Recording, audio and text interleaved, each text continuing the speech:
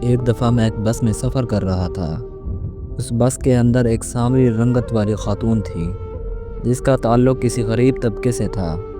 اس عورت نے جو کام بس میں کیا اسے دیکھ کر میں بہت حیران ہوا تھا کہ ایسے لوگ ابھی بھی اس دنیا میں موجود ہیں۔ تو واقعہ کچھ یوں ہوا تھا کہ اس عورت نے بڑی عزت کے ساتھ آواز دی، "آ جائیے میڈم، آپ یہاں پر بیٹھ جائیے"۔ کہتے ہوئے اس نے اپنی سیٹ پر ایک استانی کو بٹھا دیا اور خود بس میں کھڑی ہو گئی۔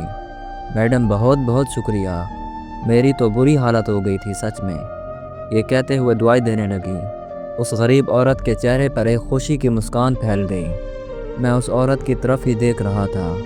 کچھ دیر کے بعد استانی کے پاس والی سیٹ خالی ہو گئی، لیکن اس عورت نے ایک اور عورت کو جو ایک چھوٹے بچے کے ساتھ سفر کر رہی تھی اور مشکل سے بچے کو اٹھا پا رہی تھی، سیٹ پر بٹھا دیا۔ اگلے پڑاؤ پر بچے والی عورت بھی اتر گئی۔ سیٹ پھر سے خالی ہو گئی، لیکن اس نیک دل عورت نے پھر بھی بیٹھنے کی بالکل کوشش نہیں کی، بلکہ اس نے ایک کمزور اور بزرگ آدمی کو بٹھا دیا جو ابھی ابھی بس میں سوار ہوئے تھے۔ مزید کچھ دیر کے بعد وہ بزرگ بھی اتر گئے۔ سیٹ پھر سے خالی ہو گئی۔ بس میں اب چند ہی مسافر رہ گئے تھے۔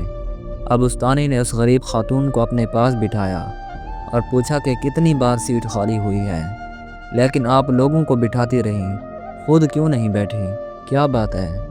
اس وقت میں بھی ان کے پاس ہی کھڑا تھا اور میرے ذہن میں بھی یہی سوال تھا، لیکن وہ سوال استانی جی نے پوچھ لیا تھا۔ اس خاتون نے جواب دیا، "میڈم میں مزدور ہوں، میرے پاس اتنے پیسے نہیں ہوتے کہ میں صدقہ اور خیرات کر سکوں، تو میں کیا کرتی ہوں کہ سڑک میں پڑے پتھروں کو اٹھا کر ایک طرف رکھ دیتی ہوں، کبھی کسی ضرورت مند کو پانی پلا دیتی ہوں، کبھی بس میں کسی کے لیے سیٹ چھوڑ دیتی ہوں۔ پھر جب سامنے والا مجھے دعائیں دیتا ہے تو میں اپنی غربت بھول جاتی ہوں، میرے دن بھر کی تھکن اتر جاتی ہے۔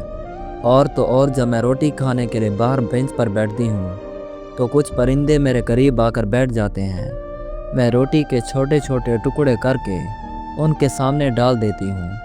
جب وہ خوشی سے چلاتے ہیں، خدا کی مخلوق کو خوش دیکھ کر میرا پیٹ بھر جاتا ہے۔